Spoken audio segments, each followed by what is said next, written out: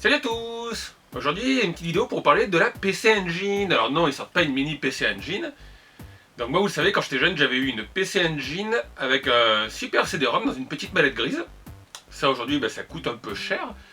J'aurais bien aimé avoir une DuoWare, mais ça coûtait la peau des fesses à l'époque et aujourd'hui, c'est encore pire.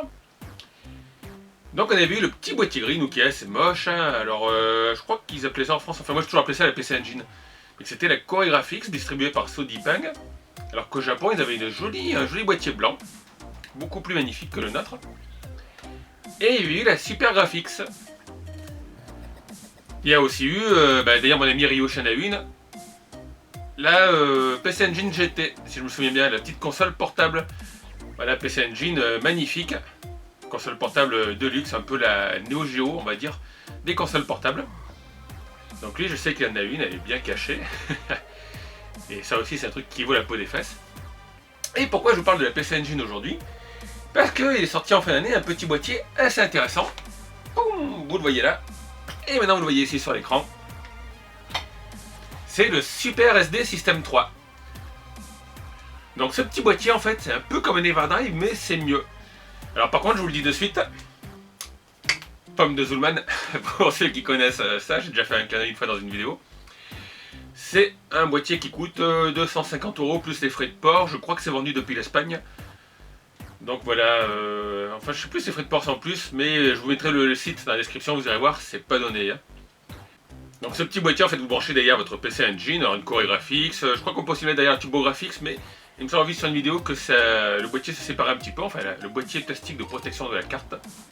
Donc grâce à ce boîtier, vous pourrez déjà jouer aux jeux sur U-Cart, qui seront bien sûr sur la petite carte SD que vous aurez mis dans la machine, donc avec des ROM de U-Card. Vous pourrez aussi, sans avoir besoin d'acheter justement le CD-ROM, alors en fait il y avait eu le CD-ROM et après il y avait le Super CD-ROM. Donc vous pourrez jouer au jeu sur CD-ROM et Super CD-ROM, en ayant bien sûr copié l'image sur la carte SD. Vous pourrez jouer aussi au jeu CD-ROM arcade. Et en plus, voilà, là où c'est mieux qu'un Everdrive, c'est que ce boîtier, à l'arrière, il y a une petite prise qui vous permet d'avoir, si vous branchez un câble de Mega Drive 2, d'avoir une sortie Péritel. Alors c'est pas une sortie HDMI, mais au lieu d'avoir une sortie composite, comme c'était le cas à l'époque, là vous branchez ce boîtier à l'arrière, boîtier qui contient la carte SD, et derrière vous avez la petite prise ronde, donc vous prenez une sortie Péritel de Mega Drive 2, vous branchez dedans et vous pouvez le brancher sur votre télé, si tant est qu'elle ait une prise Péritel. Donc cette petite carte, et là vous voyez un petit peu en vidéo, vous avez donc un côté vous avez les U-Cards, de l'autre côté vous avez le CD-ROM. Donc vous pourrez sauvegarder votre jeu, les sauvegardes sont illimitées. Vous pouvez donc utiliser n'importe quelle image de CD-ROM sans avoir besoin d'avoir la carte. Alors je ne me rappelle plus ce que c'était, je crois que c'était, je sais pas, c'était la 3.0, enfin il y avait la Super Card. Voilà qu'il fallait mettre dans votre PC Engine quand vous branchiez le Super CD-ROM à côté, enfin moi c'est ce que j'avais, la mallette. Et avec ce petit boîtier, voilà, vous allez pouvoir jouer à l'ensemble de la gamme PC Engine. Alors ce qu'il faut savoir, c'est que pour les jeux Super Graphics, il faudra la brancher derrière une Super Graphics. Par contre, voilà, pour ceux qui ne connaissent pas, vous ne perdez pas grand chose, puisqu'il y avait eu 5 jeux. Je sais qu'il y a eu 5 jeux qui étaient sortis sur la Super Graphics, et un 6ème, je crois, qui était en développement. Donc vous me direz, je me suis trompé. Mais voilà, pour jouer à ces jeux-là, il faudra la brancher derrière une Super Graphics. Donc ça fait pas beaucoup de jeux. Mais pour jouer à tout le reste, tous les jeux sur U-Card, je vous rappelle, les jeux sur CD-ROM, sur Super CD-ROM aussi, les jeux CD-ROM arcade, vous avez juste à les mettre sur la carte SD, mettre la carte SD dans le boîtier qui sera branché sur votre console, donc sur la PC Engine, Core Graphics, Core Graphics 2, je vous l'ai dit, la Super Graphics, vous pouvez la brancher aussi. Je crois que pour la TurboGrafx, par contre, c'est peut-être pas exactement stable. Ça, vous regarderez sur leur site, il y a une fake. D'ailleurs, c'est pour ça que je vous en ai pas parlé au début, parce qu'en fait, au début, quand ils ont sorti la carte, ils avaient un petit problème apparemment pour la sortie vidéo. Donc j'ai regardé, depuis apparemment le PCB a été retouché, pour ceux qui avaient acheté la carte à l'époque, ils ont pu échanger la carte. Mais c'est pour ça que j'attendais un petit peu d'en parler, et puis une chose en entraînant une autre, j'ai plus pensé. Et c'est hier en fait, en traînant sur YouTube, j'ai vu un autre Français qui en a parlé, dans les commentaires j'ai vu quelques-uns de mes abonnés, j'ai vu Alain par exemple. Donc j'ai dit c'est vrai, tiens, il faudrait que je fasse la vidéo dessus quand même. Donc comme je vous l'ai dit, moi je peux pas en acheter un, parce que déjà le boîtier il coûte voilà, 250 €. Une PC Engine d'occasion c'est pas donné. Puis bon, honnêtement, les ROM Super Graphics, enfin les ROM PC Engine Super Graphics, même c'est des ROM, je les ai moi sur le Raspberry Pi. Donc Donc je me sers du Raspberry Pi pour y jouer. Mais pour les gens, comme mon ami Ryoshi qui il nous avait fait une petite vidéo, j'ai fait avec lui avec la carte Neo Geo. Vous pouvez mettre une carte SD. Ce site les vend aussi.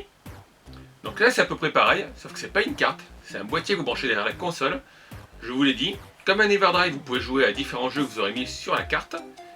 Mais en plus de jouer aux jeux d'origine de la console, ça vous donnera accès et ça vous permettra de jouer aux jeux sur Super CD-ROM, CD-ROM tout simple, CD-ROM arcade.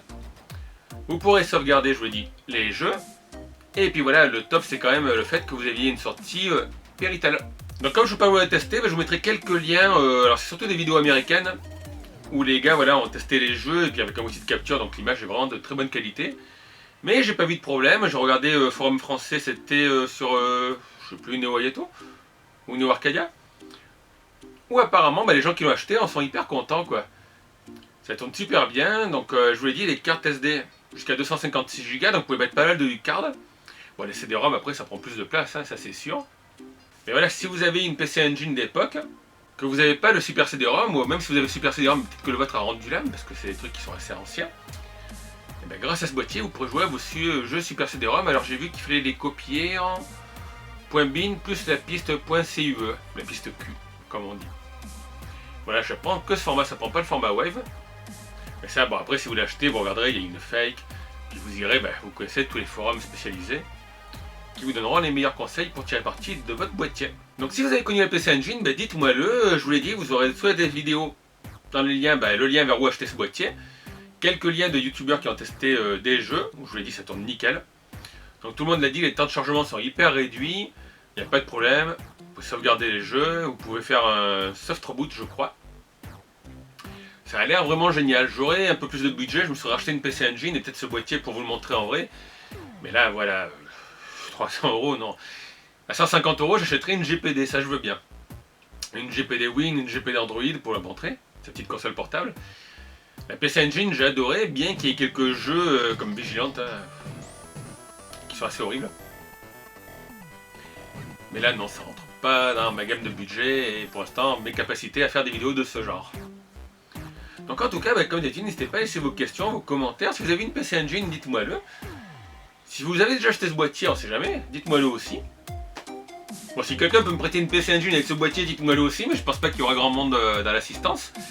Ryoshi, si tu vois cette vidéo, je pense que tu la verras, je crois pas que tu aies acheté ce boîtier. Bon, après, c'est vrai qu'en ce moment, tu n'as pas trop non plus la possibilité d'investir, mais si jamais tu l'achètes, pense à moi, je veux bien te l'emprunter pour faire des vidéos avec une PC Engine. Si tu veux me donner ta PC Engine GT, la petite PC Engine portable, je veux bien aussi. Donc comme d'habitude, je vous dis, n'hésitez pas à laisser aussi un petit pouce si la vidéo vous a plu, et à vous abonner si vous n'êtes pas encore abonné à ma chaîne. A bientôt tout le monde, ciao.